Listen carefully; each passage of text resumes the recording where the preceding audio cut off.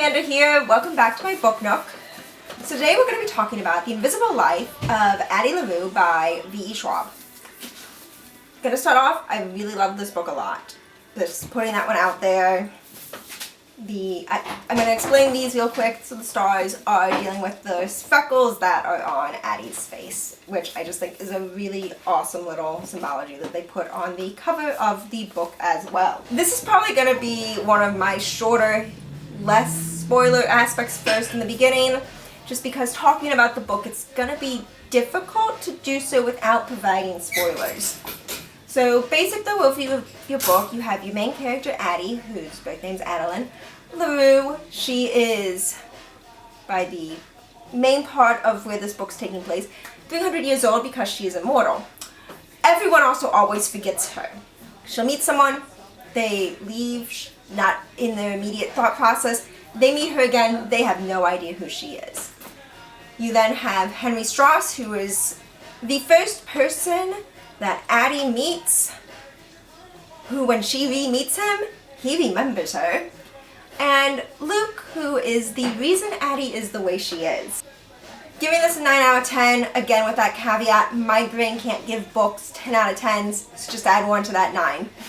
In this book you have a lot of jumping back and forth in time frames in which a lot of it's taking place in 2014. That's the current modern time frame, which is dealing with everything in regards with her meeting Henry. But it also goes a lot of jumping back to talk about Addie's life in general. During my in-depth more talking about the book, the way that I'm going to do this is I'm probably going to talk primarily regarding her life pre-2014, all of the stuff that we get, and then into that 2014 switch, as opposed to the jumping back and forth. So time-wise, our first introduction to Addie takes place in 1703.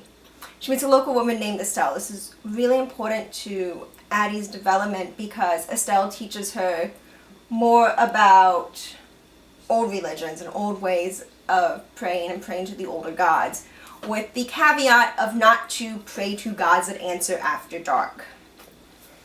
1714 comes around and Addie's family is going to marry her off. She does not want to be married off, particularly since she does not know this person really well that she's going to be married off to, and is not the person who she dreams of. She has dreams of someone. And so it's coming time for her to get married. She runs and she's praying. She's praying to all of the old gods as much as she can, and it becomes dark and she keeps praying. And her prayers are answered, and when she's asked what it is that she's wanting, the two things that she's wanting is freedom and time. So she's given both. Immortality, which is that time, and freedom, because if people don't remember who you are, you're free to do whatever you want because no one's going to remember. This is a lot of trouble for her because guess who doesn't remember her? Her family. Estelle. Anyone. So she tries to go home and her family has no idea who she is. Ultimately she goes to stay in another place and she pays for the inn, and she's there, and then someone's like, hey, there's someone staying in this room in the inn, and they're like, you need to either pay again or leave, even though she had already paid for like a week because she hadn't figured out yet what's all going on. Eventually she realizes this type of thing is like people aren't remembering her, which is beneficial because, hey, then she can, get food and eat, because that was really difficult since people don't remember her. So she's now resorting to stealing for a lot of things, for food, for different clothing, for everything. She's realizing that she can go through life however it is that she wants to or needs to because people aren't remembering, but she has no sense of who she is. She has no actual wholeness in her life. And every year on the day that the deal was made, Luke comes and visits her. And ultimately she gives him the name Luke because she doesn't have a name for him. And even though he is very adamant that he's not the Christian idea of the devil, the fact that he's making deals like this makes her think of Lucifer, so she gives him that name of Luke. What Luke is very interesting. He's definitely some sort of an older god. He's very much a god of darkness and chaos. That's kind of the way he describes him, that it's described. And she also eventually finds out that by immortal, it's not just, she doesn't age, but also she can't kill herself. She can't starve herself to death. She'll feel the effects of starvation, but it's not going to kill her, which is why she still needs to eat at everything, because otherwise she's going to feel that starvation all the time. Luke at one point saves her from one of the French Civil Wars and just kind of pops her over to another country, because Luke likes Addie. He at first was trying to get her soul, but she is defiant and pushes back, and he kind of likes that. Addie still tries to form connections with people as much as she can. They are very fleeting, because when she's done with whatever it is that she's doing, they don't remember her. She can't leave a mark on anything. That's part of this whole problem. But she does kind of realize, as time goes on, that even if they don't remember her, people kind of have that inkling thought in their head where someone might have had a night with her who's a painter and then might put in a painting her stars, her constellation on her, that's of her freckles. So she starts letting herself make these marks in art, in different type and such, getting into people's lives who do art, who do the arts, so she can slip in and have that deja vu type of quality that's there. So no one may know who she is. Luke doesn't figure out for a while that she's leaving a mark on the world this way, because he didn't want her leaving a mark on the world, period, because again, he's trying to get her to give in and give up her soul. But it's one of the ways that she's able to fight back. During World War II, she ends up becoming a spy. Because, hey, I can be a spy for the Allies, because no one remembers who I am, and it works out pretty well. I get the information, I can give them this information, and it works. Sometime after World War II, like in the 50s, Luke starts his misguided attempts of courting her. I'm calling it that because, again, Luke has changed from wanting Addie's soul to wanting Addie, and he has no idea how to romance. None. Not at all. One of his first things is, and he starts at this time visiting Addie even outside of the day of the deal, because he can visit her whenever he wants. That was just their anniversary, basically. But, so one of the first dates that he takes her to is to an art gallery, which is also when he first finds out, wait a second, you're making your mark on things. But he's not mad at her about it. He's not going to stop her and prevent her from being able to do this. But while there, she gets to see him collect someone's soul. He also takes her to operas and theater because he's fascinated with her. And because he wants her to want him the same way, he gives back the token that she had used to summon him of a wooden ring, and it's like, hey, if you want me, you just gotta think of me and hold this thing and I'll come back to you and everything. And Addie's at first very defiant that she's not gonna do this. Ultimately, at some point, does, because at this point, Luke's the only one who knows who she is. And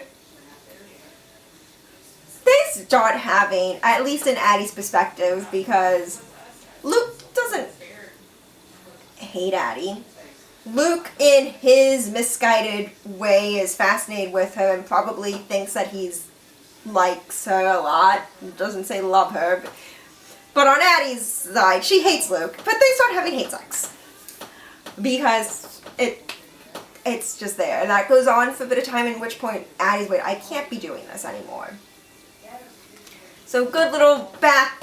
This is Addie's kind of story, a very condensed version of Addie's story. There's a lot more details and everything in the book, but just a simple, hey, let's try to condense everything. So we get to 2014, and Addie, because connection is important to people, she'll form those one-night stand connections with men, with women, because it's something she needs, even if she knows the person's not going to remember her. And she basically is staying right now in New York City, so it's typically the same people that she might be doing these connections with is people that she's knows. So she's able to be like, okay, this at least feels on my end like I can remember I know who they are. I can connect with them.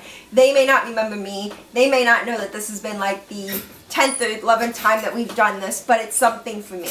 So the way that Addie ends up meeting Henry is she likes to read. She really likes reading books. And she ends up in the bookstore that Henry works at and attempts to steal a book and is stopped by Henry, and she's like, okay, I'm gonna have to go through the whole process. I have money to buy it.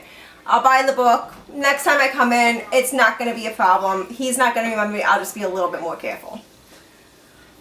Next time she goes in, Henry remembers her, remembers the book that she bought, remembers that she tried to steal a book.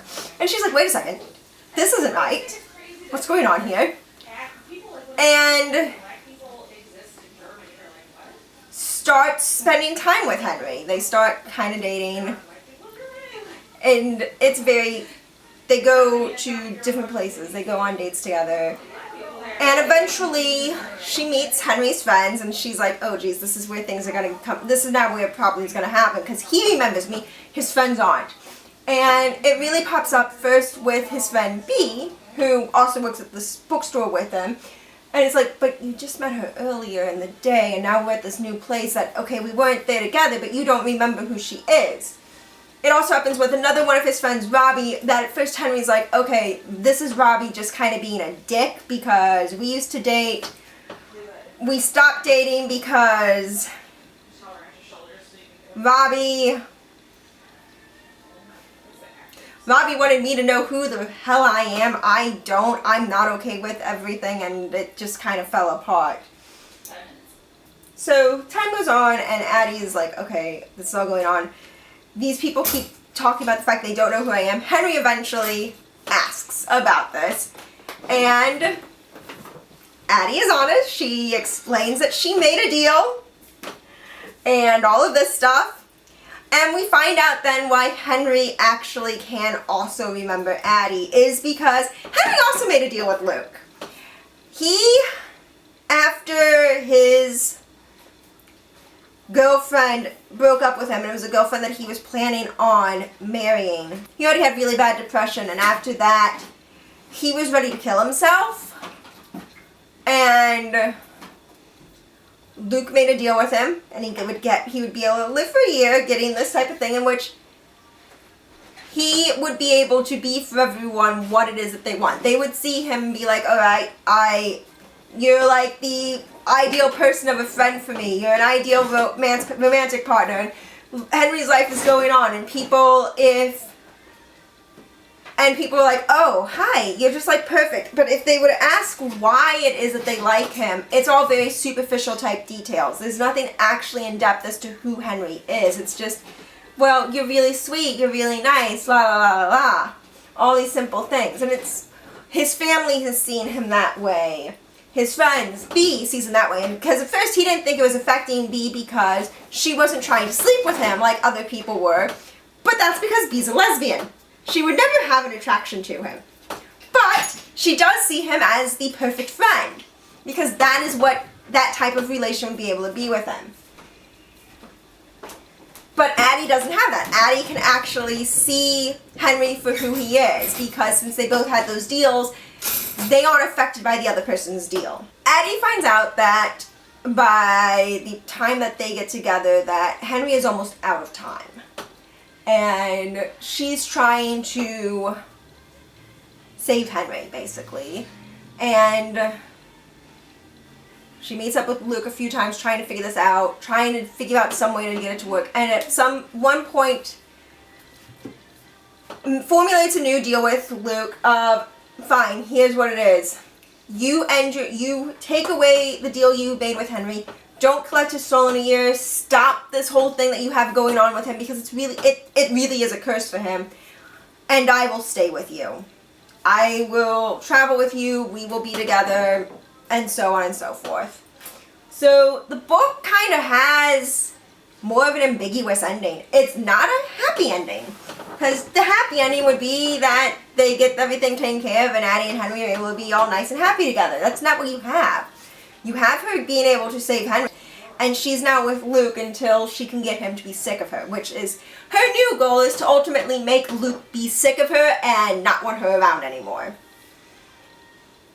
So my theories in regards to how things work out with this is, for Henry and Addie, what we see in the story is the extent of the relationship that the two of them have together.